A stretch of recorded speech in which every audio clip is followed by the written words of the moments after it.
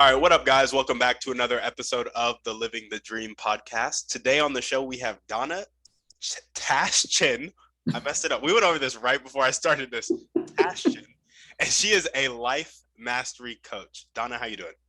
I am doing amazing. How are you, Tim? I'm doing well. Thanks for asking. And we'd like to jump right in. So if you could start with telling us a little bit more about yourself and what you like to do for fun, that'd be great. What I like to do for fun, I like to take walks and things with the nature is really things I do for fun. That's moving. My other favorite thing is just sitting with a good book. A book that isn't, I don't have to learn. I'm not studying anything. A cup of tea and a book in a quiet place is one of my favorite things. There we go. There we go. I love reading. Any good books lately? Yes, I have a pile of books that I'm reading currently. Um, Atomic Habits is one of them that I'm reading. The Science of Getting Rich and The Science of Being Great. They're in together in one book. So I'm going through those. Those are a couple. Gotcha. I feel like you have to learn stuff in those books. Yeah, those are learning books, but the other books I don't have off the top of my head because I finish them in one setting. Oh, really? Yeah, usually I'm a fast reader. Gotcha. That's amazing. How fast do you read? Just curious. Like, what would you say? I have never timed it, but I can finish most novels in about, an average size novel in 2 to 3 hours or so. So yeah, pretty fast. Wow. Yeah, that's amazing. I had this was wild to me. I didn't even know. Have you ever seen Criminal Minds? Yes. You know that um dude who's like a crazy smart Yes. yeah, anyway, and he was like reading pages like super fast in one episode. Well, I had the world's fastest reader on the podcast, and he talks about reading, like the thing that slows him down reading is flipping the page. And I was like, there's just no way. And then he Yeah. took me through kind of how he works through it and some of the tricks he has in his mind to do it. I'm just like, and then he teaches people how to do it. Anyway, Yeah. that was another podcast. We're focused on you. I thought that was so interesting. So kudos to you for being a fast reader. And yeah, I didn't know there were such varying levels of reading speed, but there are. There are. There are. For sure. Well, tell us a little bit more about what you do. You're a life mastery coach. Tell us about what the day-to-day looks like and all that good stuff. Um, as a life mastery coach, I spend most of my time either doing one-on-one or group coaching. And there is an amazing amount of work to lead up to that, and the behind the scenes, if you will. And the other thing I do a lot of is Zoom connection calls, which is a completely different way of networking and meeting people than what we did a few years ago. And then I'm on probably 5 to 6 podcasts a week where I'm speaking. So I do a lot of speaking in this kind of genre as well. There we go. There we go. Love it. And tell us about your motivation. What really gets you up and keeps you going every day? Oh, I work with women predominantly is who I coach, and what keeps me going is the passion that I have to have them set free, to have them not be limited by things that have happened to them or things that have been said to them, and being able to live vibrantly. That says it in a nutshell to me. Yeah. Yeah, absolutely. I love it. Well, on that note, we're going to jump into your dreams and goals. So tell us about your vision for the business and the rest of your life. How long do we have? Come on, that's a big question. I'm a visionary. That's a big question for me. Briefly for Vibrant Living, I am currently coaching a lot of people in groups, and I have several individuals who I probably will be mentoring to become coaches. So duplicating myself so that we can reach more people is one of the visions. I'm already international, so just continue to grow and being able to expand the the reach so that more people can be living vibrantly. Personally, because this business is being able to do virtual, I want to do more traveling with my husband. He is getting toward retirement age. Well, we probably should have already retired. He should, but nevertheless, as being able to do some more traveling and take things virtually, and that kind of thing. Gotcha. Where would you go? Where's the first and second place you would go? I want to visit the different states. And so we are planning, we've got our eye on a motorhome, and we're going to visit different states and just begin to explore with, just to see where the day takes us, as opposed to having everything else is so planned in my life. Oh, here's something funny. One of my coaches told me, Donna, you need to do things more, you need to plan more fun things, or you need to do more fun, be more spontaneous. And I said, I plan my spontaneity. And I was totally serious, and she about fell off her chair. So I want to quit doing that. And I want to just travel and just go and have some fun and visit different states and what there is to see and meet more people and just have fun. Yeah. Yeah, absolutely. Absolutely. I love it. I love it. So we got kind of scale vibrant living. So start duplicating yourself by onboarding more coaches, which then means reaching more people, which of course, as you have more coaches, marketing, sales, all that good stuff. Yeah. Getting those systems in place. And then more traveling with your husband, starting with just seeing the various states. Right. There we go. There we go. Well, if there are one or two people in your life that you can meet right now, and this could be a specific person or a type of person, and they would help you take the next step towards scaling vibrant living and doing more traveling, who would they be and how would they help you do it? I would like to meet and get to know more someone like Tony Robbins, if not Tony Robbins himself, to be able to help me to when you see it big, but you don't know how to get there. And you're just trusting that the steps will be there as you move forward. That's the kind of, so having someone like that. Traveling, I don't know that I need anybody's help with that specifically. But someone like Tony Robbins, I follow him, and there's other people, but he's got a lot of wisdom, I think. So when you say somebody like Tony Robbins, is it to help you on the personal development side, the business side, both? Talk to me. How is there a difference? It's facts. So yes, one is linked to the other. I'm a life mastery coach. You can't, the only way that I can impact more people and take them to the next level is if I continue to grow. So I often say, don't hire a coach unless they have a coach. Yeah. Because you have to continue to grow. We never learn it all, and we're helping people all the time. So the answer is yes to both of those. There we go. There we go. I love it. And so just curious, where do you think is the next growth spot for you? Like, which aspect of your life do you feel like you need to grow in that is like, I guess, the linchpin? Is that the right word? I don't think it's the right word. Hormozy uses a different word, but it's like the thing that's stopping you from going to the next level. What do you need to push through?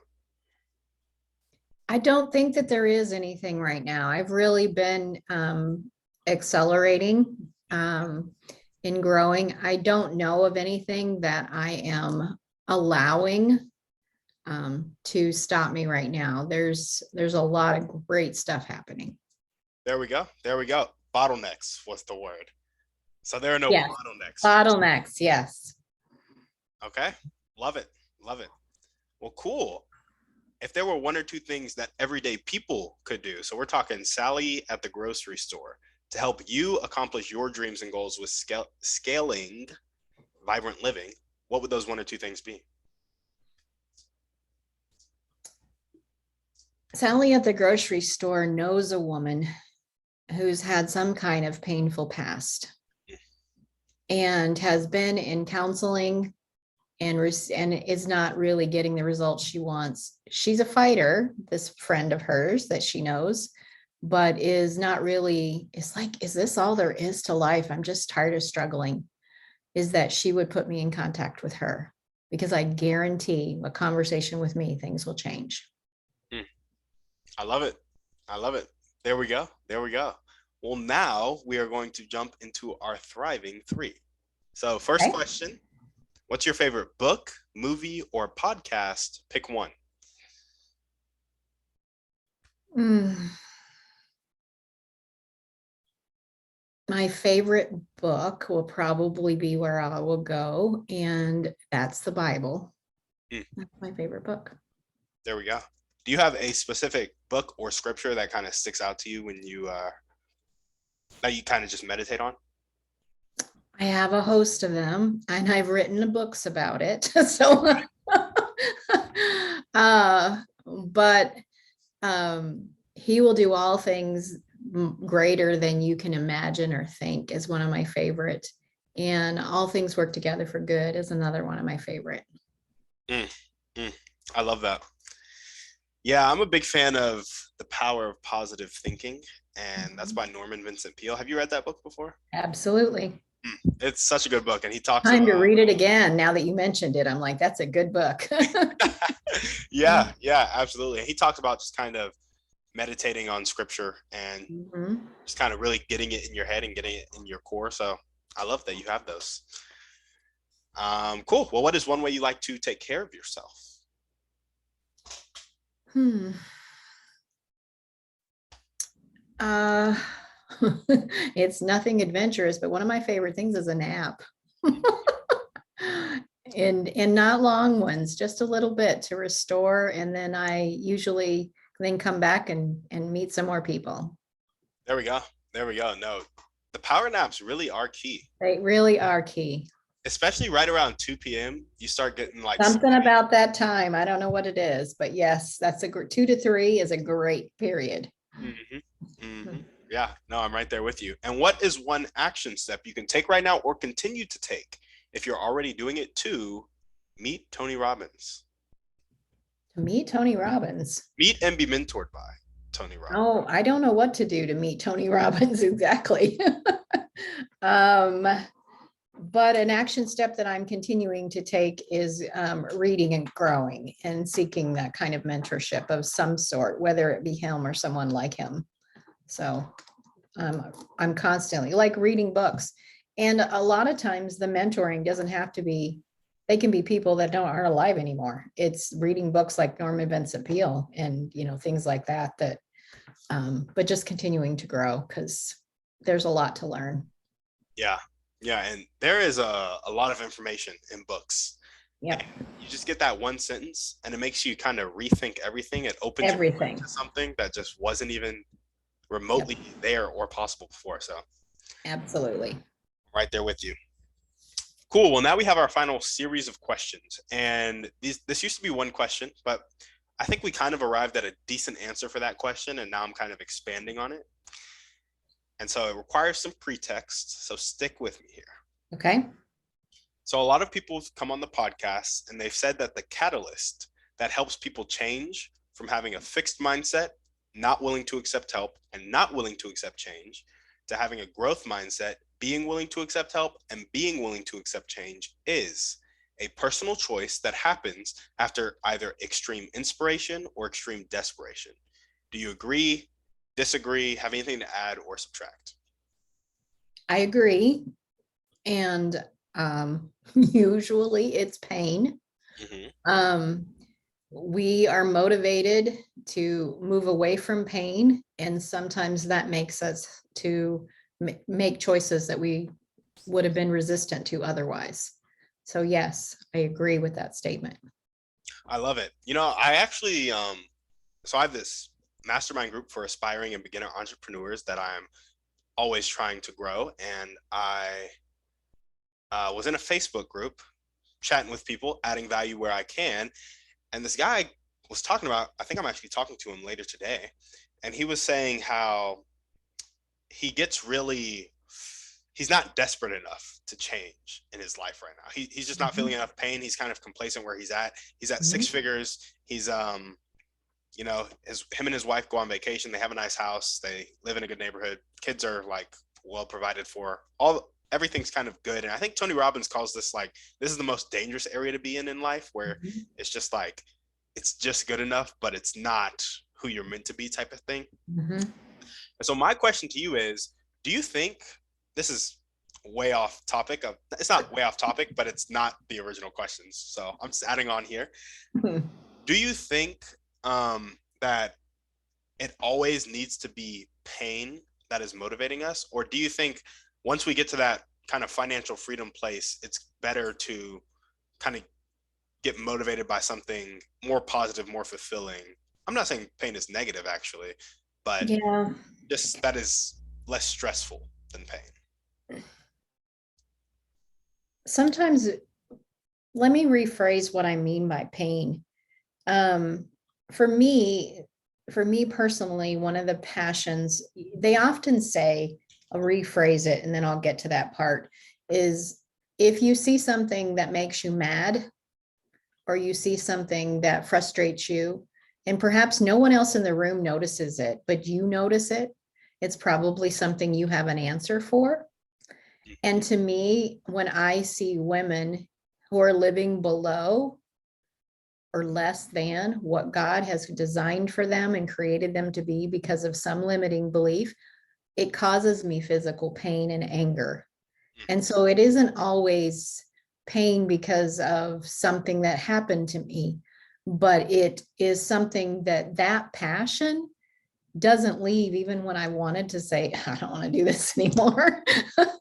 Yeah. That passion doesn't go away. I have been coaching for over 25 years in different capacities. So vibrant living isn't that old, but I've been doing this in all different and tried to get away from it and then you're like, okay, I love this. I just need to know how to do it well. Yeah. And so to me, pain can be something that just frustrates you. And so it doesn't always, but to actually pull us forward, it's usually some passion, some goal, some vision that we see. Pain doesn't motivate us for a long period of time. It motivates us, in my perspective, to take a step, Yep. then be able to create a vision for where this could take me, is going to help me take the next steps and the next steps. What we have a tendency to do is keep looking in the rearview mirror at the pain and limiting ourselves. Mhm. I call that driving your car, looking in the rearview mirror, Yep. and your car will crash. And that's the way we feel a lot of times. We keep looking in the rearview mirror and go, but I did that before and it didn't work. Somebody said I shouldn't, and etc. At some point, I need to get a vision for the future and let that pull me forward. Let that motivate me, and not just the pain point that initiated catalysts that helped me to take a step. Mm. Yeah. No, I love that. I completely agree. I think it's actually the comment that I gave him. I was like, there's probably something that you're passionate about. There's a problem or a person that you want to serve, that you want to help, that you want to solve, that you're passionate about. Let the pain of that going unsolved be like the thing that pulls you forward. And I like that kind of metaphor of, pain pushes you away from something, but like passion and vision pulls you towards something. Yes. I think Napoleon Hill talks a lot about creating a burning desire for a goal or a vision, or I think he calls it a definite chief aim in the book. And I think that pulling forward is like you looking at that vision every day and realizing this is how lives will be changed. This is how my life will be changed, the people around me, the people I love, and the people they love, as I help and provide service. So I think that's really good. Thank you for that answer. You're welcome. Of course. And so our next question is, given the same amount of extreme inspiration and extreme desperation, why do you think some people make the choice to change and others don't?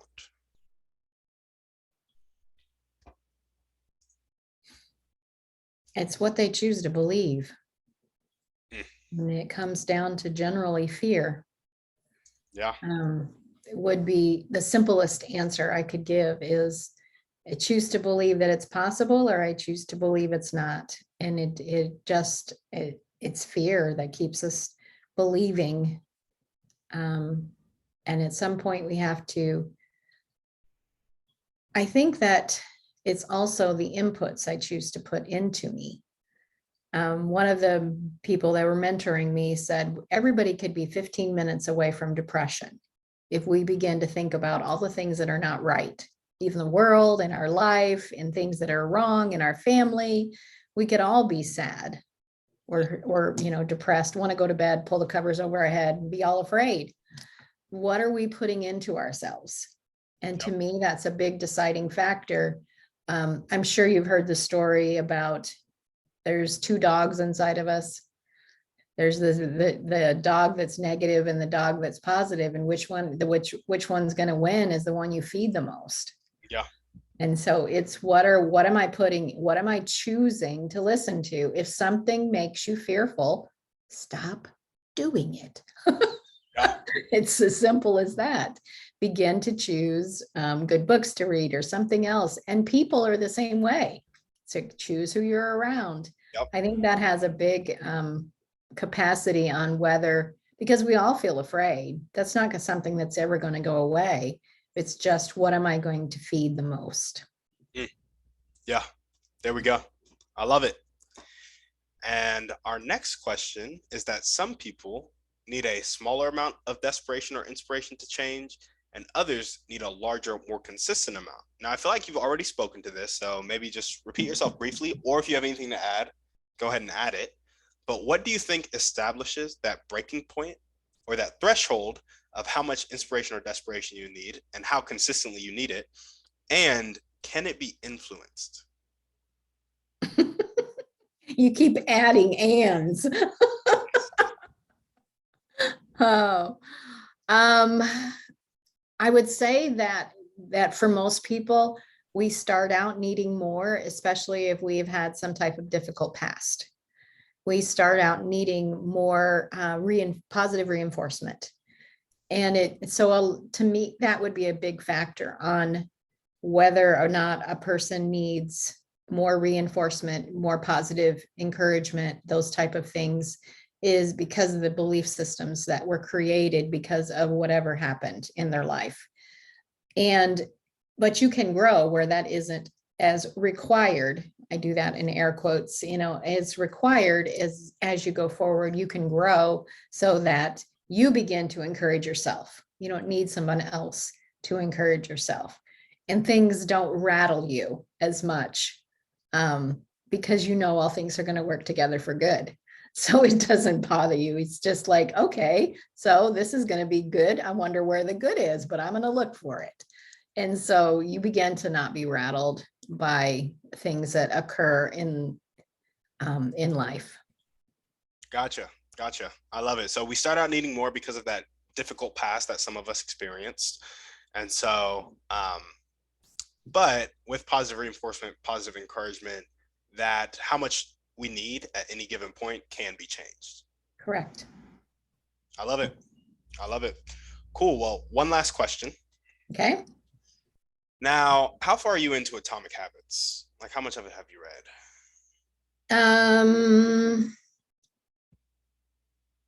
2-3 chapters.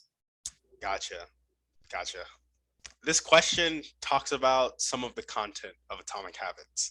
You want me to ask it without the content of Atomic Habits? So I don't. Go for it. Let's see if I can figure it out if I haven't read it. Okay, cool.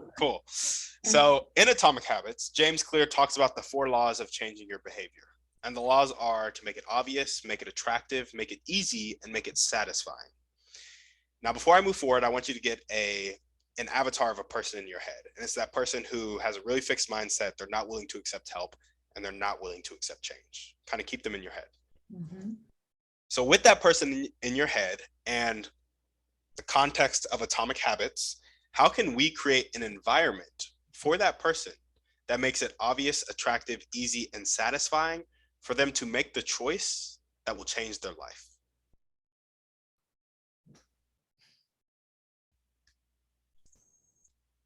Well, there's some quiet space there for a minute while I'm thinking. Oh, yeah.